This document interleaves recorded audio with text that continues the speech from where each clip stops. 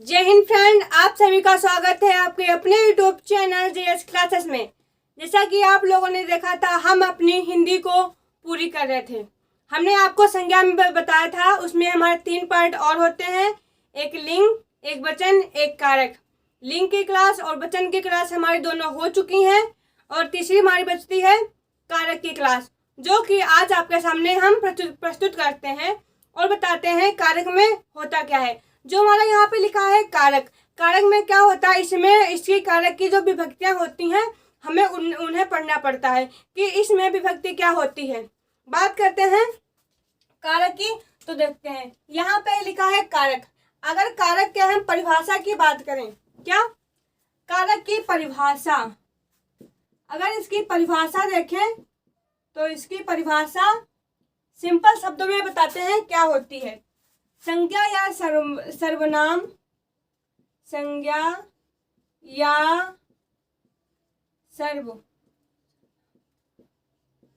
संज्ञा या सर्वनाम के संज्ञा या सर्वनाम के रूप से, जिस रूप से, यहाँ पे हो जाएगा जिस रूप से हमें क्या, कि जिस रूप से हमें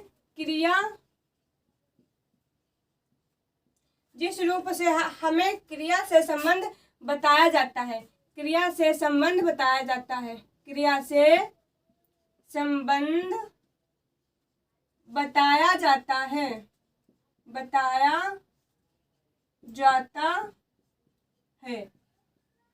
बताया जाता है, उसे ही हम बोलते हैं कारक। तो आप लोगों ने जान लिया कारक किसे कहते हैं। संज्ञा या सर्वनाम के जिस रूप से क्रिया का संबंध बताया जाए तो वहां पर हमारा होता है कारक। अब बात करते हैं कारक में हमारा होता है विभक्ति।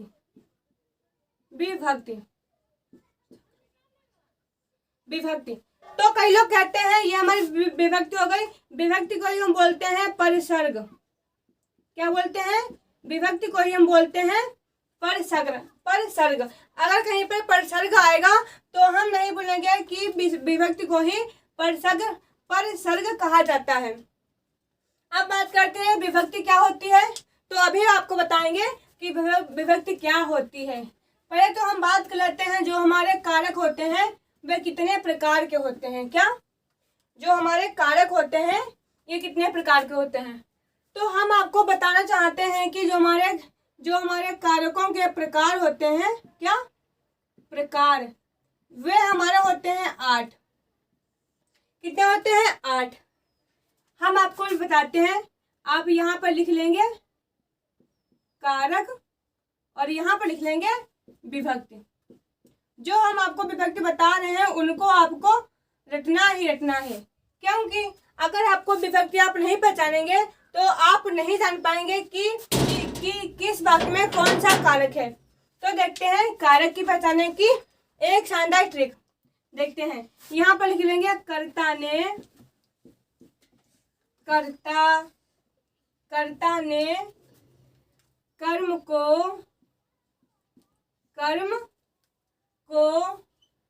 कर्ता ने कर्म को करण से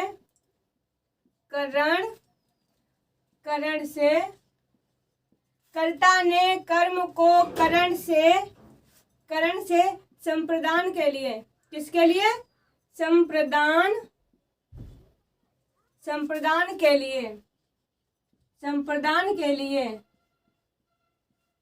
के लिए अपादान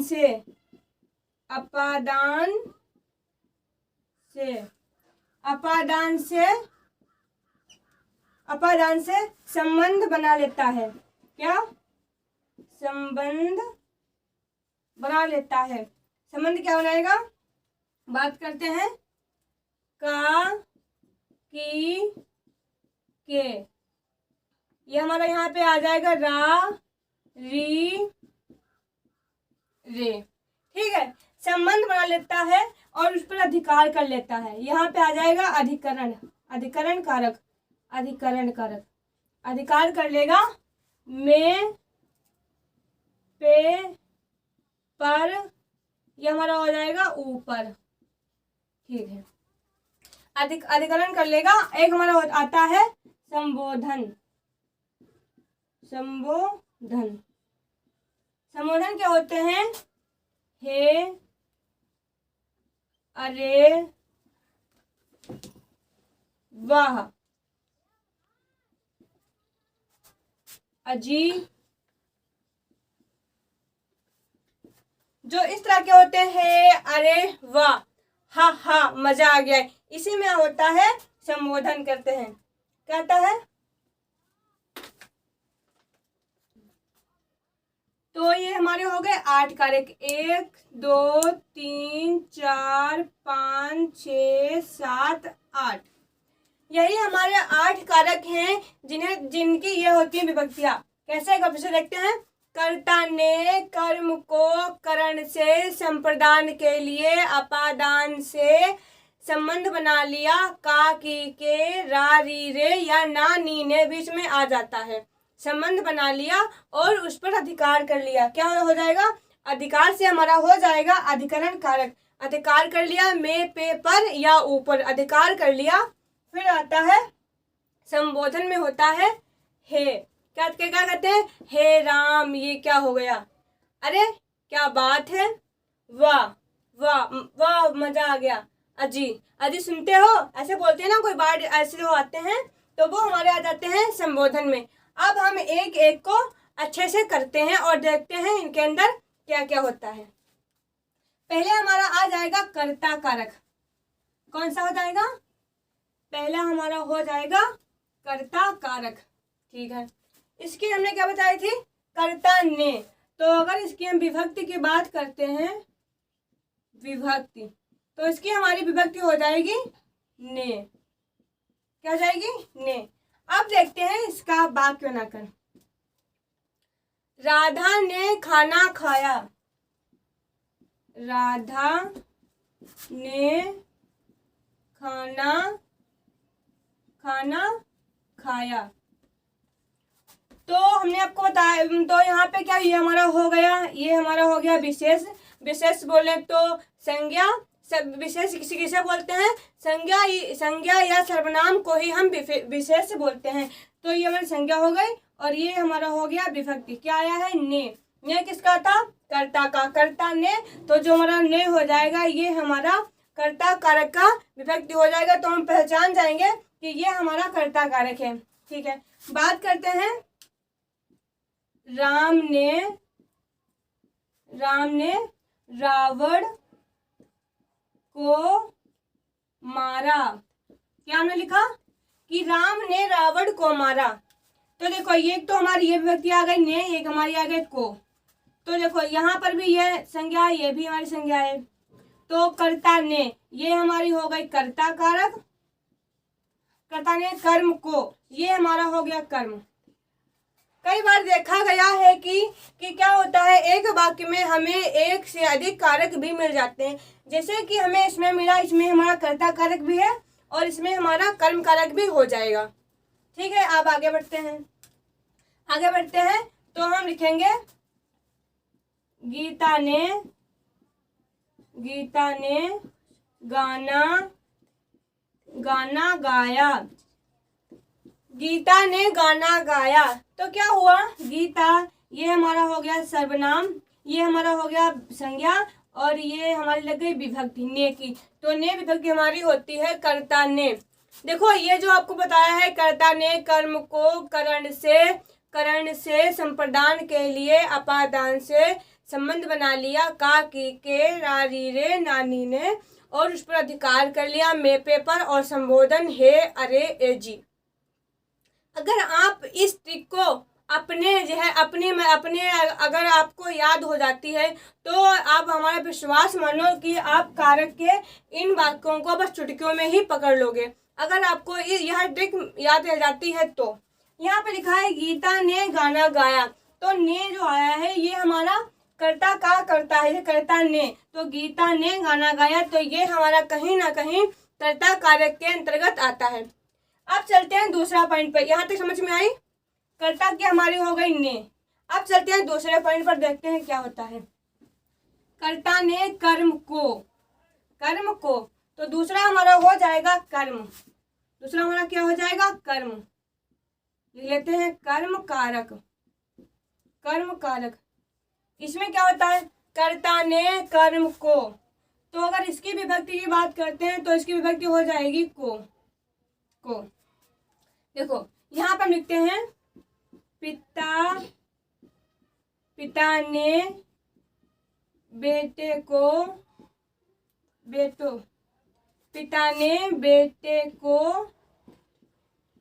को सेब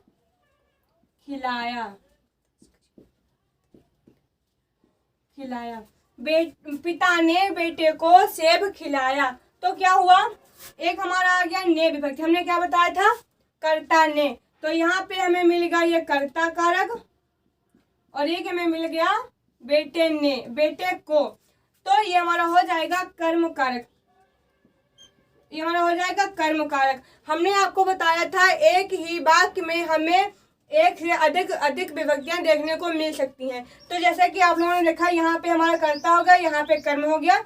इसमें हमें दो विभक्तियां मिल रही हैं, एक हमारी कर्ता और एक हमारी कर्म। अब बात करते हैं दूसरे पॉइंट की। गीता को गाना पसंद है।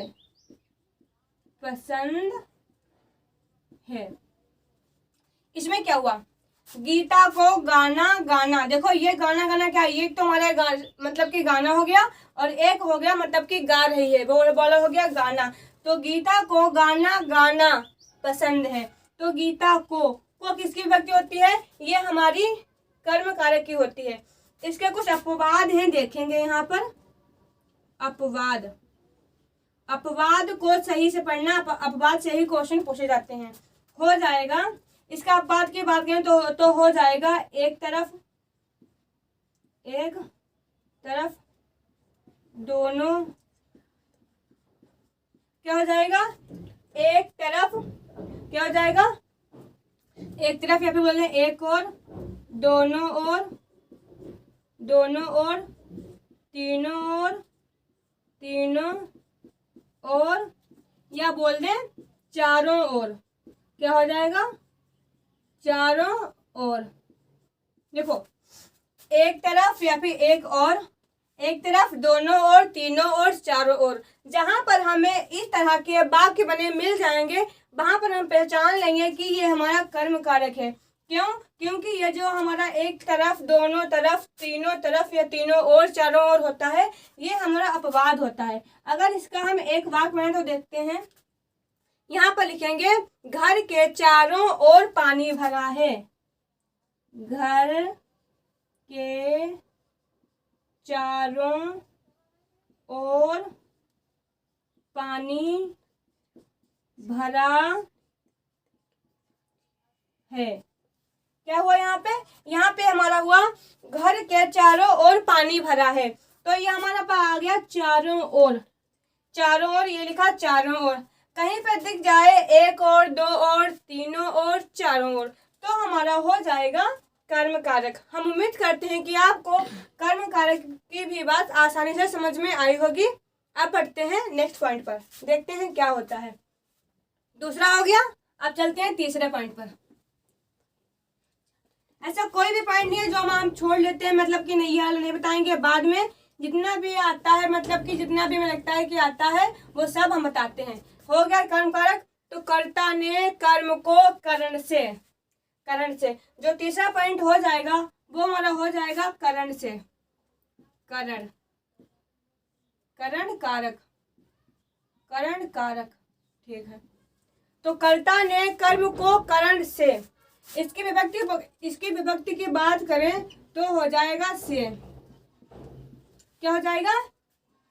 इसकी अगर हम विभक्ति की बात करते हैं तो हमारा हो जाएगा से। अब देखते हैं से, तो देखते हैं करण कारक से।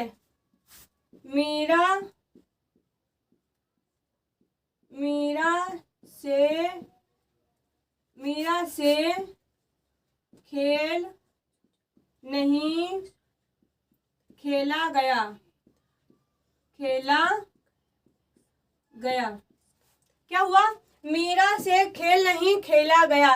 तो इसमें जो हमारी ये आ गई से विभक्ति, यहाँ पे आ गई। तो हमने देखा करण कारक की जो हमारी विभक्ति होती है वो होती है से। अगर बात करते हैं वाक्य की कि तुम पेन से लिखो, तुम पेन से लिखो। क्या हो गया? तुम पेन से लिखो, मतलब ये हमारा आधार हो गया और ये हमारा हो गया से हमारा हो गया विभक्ति। तो से विभक्ति किस किस की होती है? तो से विभक्ति हमारी होती है करण कारक की। तो करण कारक की विभक्ति होती है से, तो उसमें आ जाएगा तुम पेन से लिखो। तो जो हमें से मिल गया यहाँ पे, ये हमारी करण कारक की पहचान बताती है। इसके कुछ अपवाद हैं, देखते हैं इसके अपवाद क्या होते हैं। इसमें आ जाएगा अंग भंग या फिर अंग भंग या फिर बात करते हैं मतलब कि तारीख, मतलब कि समय पूछना या बताना, समय पूछना या समय बताना। इसको कैसे पहचानेंगे? तो देखते हैं, यहाँ पे लिखा है अंग भंग। इसका मतलब क्या है?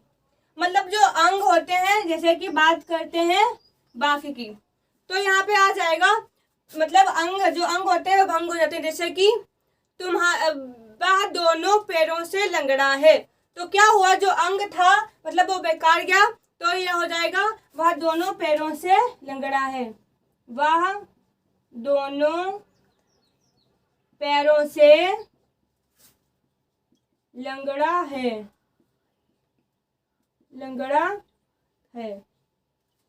ठीक है। और एक और बताते हैं तो और हो जाएगा, वह एक आंख से अंधा है। क्या आ जाएगा? आ जाएगा वह एक आंख से अंधा है। अब यहाँ पे लिखा है समय पूछना या बताना। हमारा करण कारण के अपवाद होते हैं समय के भी। अगर आपसे कोई पूछता है कि समय क्या हुआ है, यहाँ पे देखते हैं, आपसे कोई पूछता है समय क्या हुआ है, समय क्या हुआ है, तो हम बताएंगे 10 बजे हैं। तो जो हमारे जो समय पूछा जाता है या समय बताया जाता है, वो हमारे करण कारक के अंतर्गत आते हैं। अब चलते हैं, हम उम्मीद करते हैं कि आपको यहाँ तक समझ में आया होगा। अब चलते हैं चौथे पॉइंट पर। देखते हैं, कर्ता ने कर्म को करण से संप्रदान के लिए। अब हमारा आ जाएगा संप्रदान। अगर चौथे पॉइंट की बात करें तो हमारा हो जाएगा संप्रदान के लिए। इसकी विभक्ति होती है के लिए।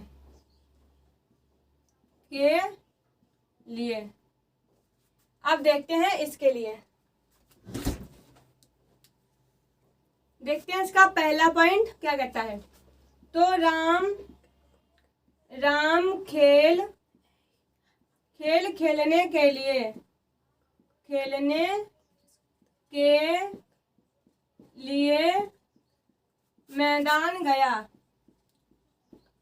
मैदान गया या आप लिख सकते हैं फील्ड गया। तो देखो, राम खेलने के लिए कहाँ गया? मैदान। हमने आपको बताया था कि संप्रदान की विभक्ति होती है के लिए। तो यहाँ पे लिखा है ये के लिए। तो राम खेलने के लिए कहाँ गया? मैदान गया।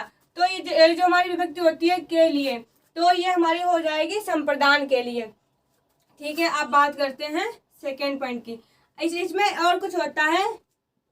यहाँ पे पहले तो लिखेंगे नोट डालकर इसे नोट करेंगे कि हमेशा के लिए दी गई वस्तु, हमेशा के लिए दी गई वस्तु।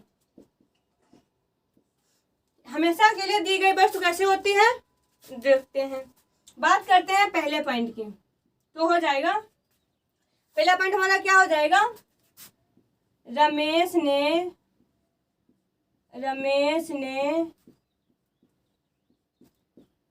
भिखारियों को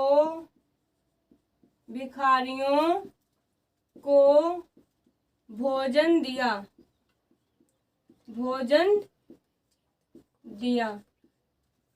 दूसरा पॉइंट की बात करें तो यहाँ पे हो जाएगा राधा ने भिखारी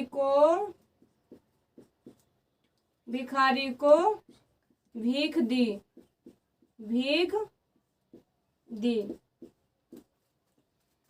देखो इसमें क्या हुआ, हमेशा के लिए दी गई वस्तुएं वे हमारी संप्रदान में आती हैं। यहाँ पे लिखा है रमेश ने भिखारियों को भोजन दिया। अब बताएं आप, रमेश था, उसके द्वारे पे कुछ भिखारी आए, कुछ वो लोग भूखे थे तो उन्होंने रमेश से कुछ खाने के लिए कुछ भोजन मांगा, तो रमेश ने उन भिखारियों को भोजन दिया, तो वे तो चले गए। तो अब आप हमें ये बताएं, क्या अगर रमेश के घर में खाना अगर नहीं बचेगा, अगर बाई चांस जैसे हम बात कर लेंगे ऐसा होता नहीं है, तो ये बताएं मतलब कि भिखारियां अगर भोजन नहीं बचा है तो क्या रमेश भिखारियों से भोजन मांगने जाएगा? नहीं जाएगा। क्यों नहीं जाएगा? क्योंकि ये जो हमारी भिखारियों को जो भोजन दिया है वे हमेशा के लिए दे दिया था और मांगने को नहीं दिया था। ठीक है, जैसे कि यहाँ पे लिखा है राधा ने भिखारी को भीख दी। अगर राधा ने भिखारी को भीख दी है तो राधा फिर जाकर दोबारा उनसे वही भीख लेकर नहीं आएगी।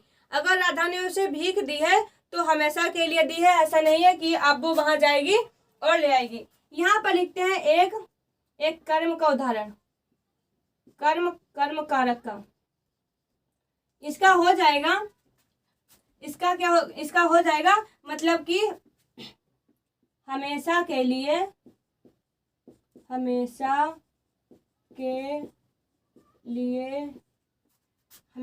लिए दान न दी जाने वाली वस्तु। संप्रदान में बताया गया है कि हमेशा के लिए अगर वस्तु दे देंगे किसी को तो वो हमारे संप्रदान में आएंगी। बात करें कर्म कारक की, तो कर्म कारक में होता है हमेशा के लिए वस्तु ना दी जाए। बात करते हैं यहाँ पर, जैसे रमेश ने रामू को 50,000 रुपए दिए। अब बताओ मैं, जो हमारा रमेश था उसने रामू को 50,000 रुपए दिए। क्या अब रमेश रामू से वे अपने 50,000 रुपए नहीं लेगा या उसे हमेशा में दे देगा? तो ऐसा नहीं होगा। अगर रमेश ने रामू को 50,000 रुपए दे रहा है तो उसे कुछ उम्मीद कर रहा है कि हमारे पैसे हमें वापस मिलने की। तो जो चीज हमें देकर वापस मिल जाए वे हमारी आती है कर्म कारक के आधार पर, और जो चीज हमें जिस वस्तु को अगर हम हमेशा के लिए किसी को दे दें वे हमारी आती हैं संप्रदान के अंदर। हम उम्मीद करते हैं कि आपको अब ये बात समझ में आ गई होगी। अब चलते हैं आगे। यहाँ पर लिखा है, अब एक बार फिर देखते हैं, कर्ता ने कर्म को करण से, संप्रदान के लिए अपादान से। क्या आया? जो हमारा 5वां पॉइंट है वो आता है अपादान।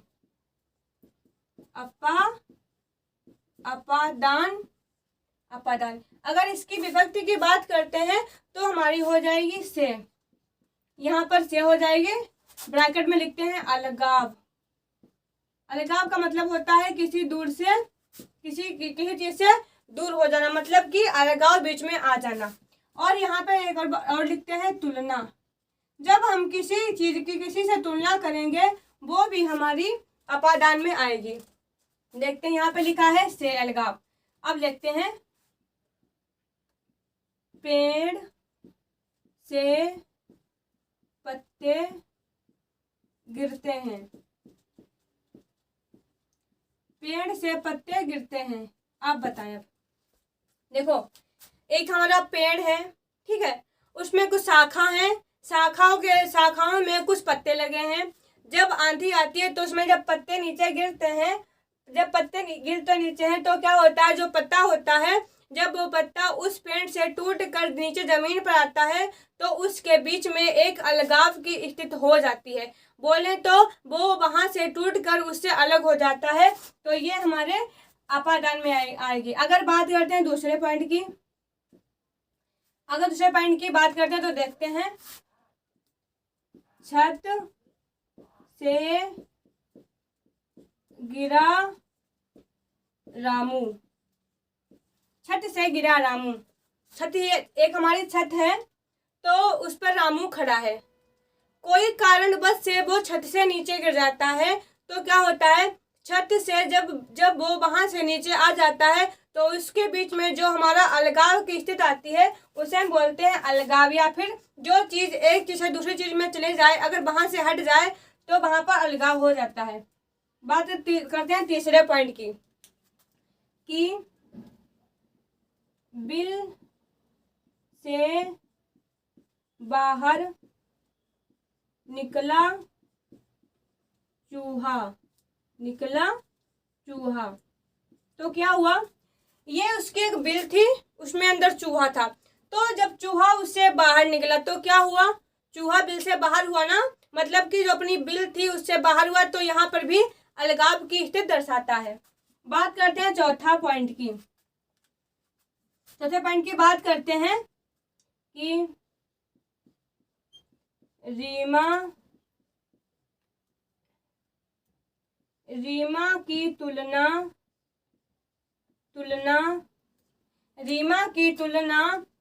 सीमा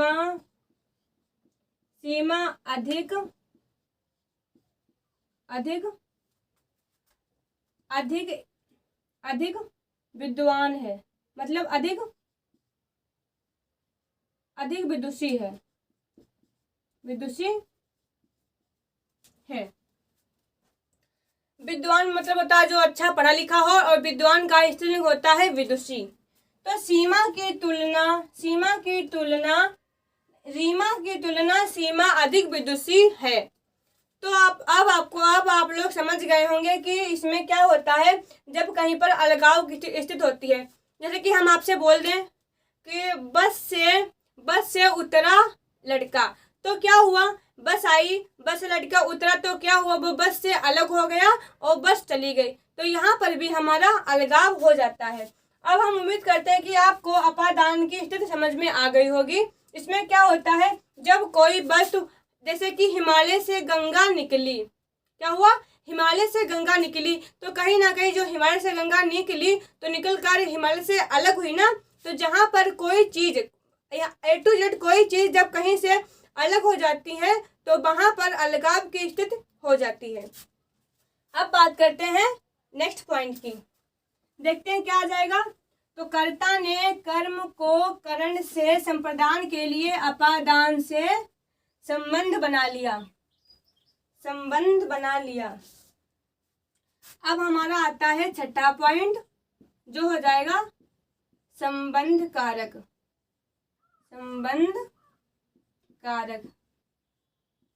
संबंध कारक की विभक्ति होती है का, की, के, रा, री, रे, ये इसकी विभक्ति होती है। अब देखते हैं, इस पर बात करते हैं इसके कुछ उदाहरण की, देखते हैं क्या होता है। यहाँ पर लिखते हैं राजन की घड़ी टूट गई। राजन की घड़ी टूट गई। अगर दूसरे पॉइंट की बात करते हैं तो हमारा हो जाएगा राधा का मोबाइल खो गया।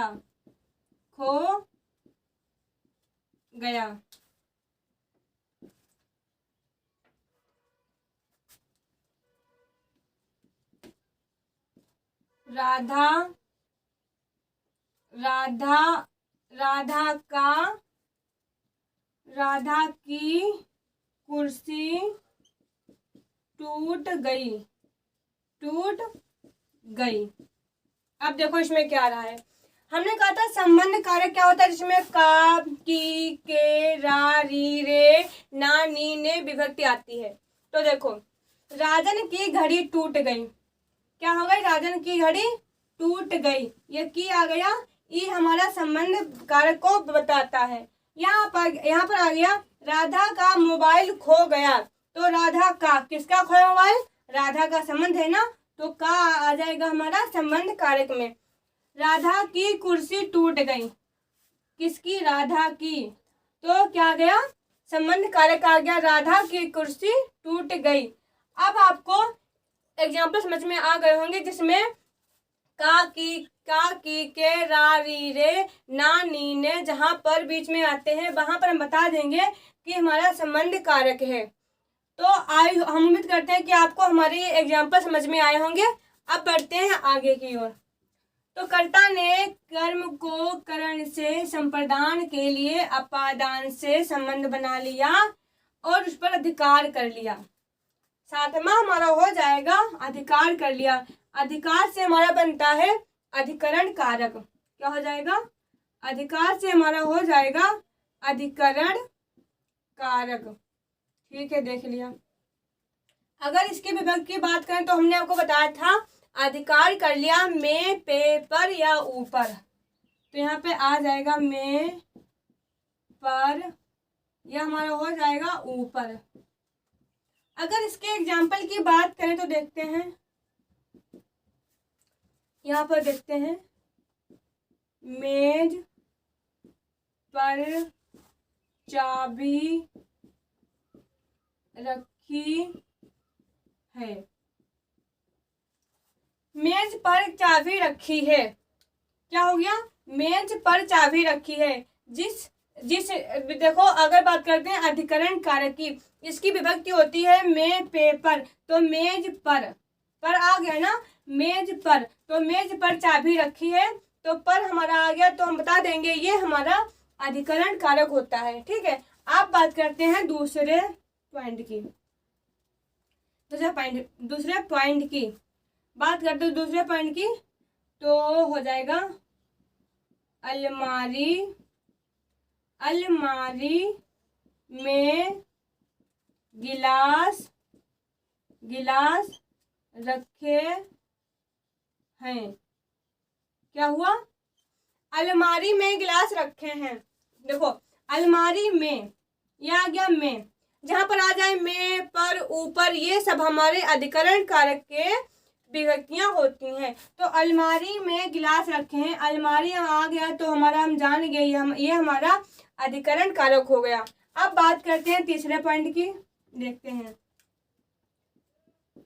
टीवी के ऊपर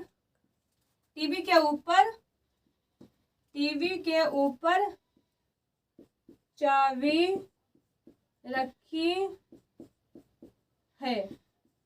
तो देखो टीवी के ऊपर क्या था, ऊपर था, तो यहाँ पर भी हमारा आ गया टीवी के ऊपर चाबी रखी है, तो ऊपर भी हमारा आ गया, तो हम पहचान जाएंगे में, पर, ऊपर अगर हमें कहीं पर विभक्तियां मिलती हैं तो हम जान जाएंगे ये हमारी अधिकरण कारक की होती हैं। अब आपको हमारी ये बात समझ में आती है, हम आपसे उम्मीद करते हैं। अब चलते हैं नेक्स्ट पॉइंट पर, देखते हैं नेक्स्ट पॉइंट हमारा क्या होता है, अधिकरण कारक हो गया। देखो अगर आपको ये वाली ट्रिक याद रहेगी, कर्ता ने कर्म को करण से संप्रदान के लिए अपादान से संबंध बना लिया में, पे, पर, उस पर अधिकार कर लिया, संबंध बना लिया का, की, के, रा, री, रे, ना, नी, ने, उस पर अधिकार कर लिया में, पे, पर, अब आएगा संबोधन। अगर आप इस ट्रिक को याद करते हैं तो हमारा विश्वास मानिए आपके एक भी कारक आपसे दूर नहीं जाएंगे। अब करते हैं आज का लास्टवा पॉइंट, हमारा होता है संबोधन कारक। संबोधन कारक इसमें क्या होता है, हमने आपको बताया था संबोधन कारक क्या होता है। इसमें आता है अरे, अरे, अरे, अजी अजी, वाह वाह, वाह, हा हा, हा हा। जितने भी इस तरीका के हैं, हाय हाय, जितने भी इस तरीका के हैं जो हमारे एकदम से निकलते हैं। जैसे कि कोई मैच जीता तो हम बोलते हैं वाह, वेल डन वेल डन, मतलब कि जब कोई चीज हम एकदम से बोलते हैं, मतलब आहा मजा आ गया, क्या बात है, वाह। तो देखते हैं इसके कुछ एग्जाम्पल, इससे आप समझ जाओगे। देखते हैं कुछ इसके एग्जाम्पल। बात करते हैं पहले एग्जाम्पल की। लिखा है अरे, अरे अरे तुम कब आए, तुम कब आए। जैसे जैसे कि आपके यहाँ कोई आ जाए अचानक से, तो हम लोग क्या करते हैं, अरे तुम कब आए। मतलब कि हम अरे क्या बोलते हैं, नहीं, हमारे मुंह से एकदम से निकल जाता है अरे तुम कब आए। अब देखते हैं दूसरे पॉइंट की। यहाँ पे लिखा है अजी। ये जो अजी शब्द है, ये ज्यादातर घर में औरतें लगाती हैं, मतलब कि अपने पति के लिए। यहाँ पे एक बन जाएगा, अजी सुनते हो। कहा होगा ना, आप लोगों ने भी देखा होगा घर पे अपने माताएं कहती हैं अजी सुनते हो, सुनते हो, सुनते हो। अब लिखा है हा हा। यहाँ पे आ जाएगा हा हा, हा हा, मजा आ गया। जब कोई बात होती है ना, मतलब कि कोई हंसी, तो हम बोलते हैं मजा आ गया, हा हा, मजा आ गया, मजा आ गया। तो हम उम्मीद करते हैं कि आपको यहाँ तक की बात समझ में आई होगी। जो हमारे संबोधन होते हैं, इसमें क्या होते हैं, इसमें क्या होता है, इसमें क्या होता है। तो अब देखते हैं चौथे पॉइंट की तरफ। यहाँ पे लिखा है हाय। तो कई बार क्या होता है, जब हम कोई चीज देखते हैं, कोई चीज अच्छी बनी देखते हैं किसी आर्ट में, या फिर कहीं हम जाते हैं, कहीं कहीं टहलने जाते हैं, तो कोई ऐसा दृश्य देख लेते हैं जो बहुत ही आकर्षक होता है, तो हम क्या करते हैं, हाय क्या बात है। मतलब कि हाय क्या बात है, क्या बात है, बात है। यहाँ पे लिखा है वह। वह कब बोलते हैं, जब आपके घर पे कोई अच्छी स्वीट से डिश बनती है, मतलब कोई अच्छा भोजन बनता है, तो आप लोग क्या बोलते हैं, वाह मजा आ गया। यही तो बोलते हैं ना, वाह मजा आ गया, वाह मजा आ गया, मजा आ गया। अच्छा ये बताओ, जब आप खाना खाते हो, तो जब आपकी जब कोई अच्छी चीज बनी हो, तो क्या आप सोचते हो कि अब हम यहाँ पे बोले वाह, नहीं सोचते ना, वो तो एकदम से निकल जाता है ना। जब कोई चीज, जैसी भी चीज हम देखते हैं, जब हमारी एकदम से कोई चीज निकल जाए, मतलब कि, तो वहां पर हमारा हो जाता है संबोधन कारक। हम उम्मीद करते हैं कि आपको यहाँ तक की क्लास समझ में आई होगी। तो आज की हमारी यह कारक की क्लास समाप्त होती है। अगर आपको हमारी कारक की क्लास अच्छी लगी हो, तो एक कमेंट में जरूर बताएं। अगर आपका इसमें कुछ छूट रहा हो, मतलब कि कुछ छूट गया हो, या फिर कोई ऐसा पॉइंट हमने आपको बता दिया हो जो आपके समझ में नहीं आया हो, तो कमेंट करें और हम आपको उसको फिर से एक बार बताएंगे। तो फिर मिलते हैं आपको नेक्स्ट वीडियो के साथ। तब तक के लिए जय हिंद, जय भारत माँ।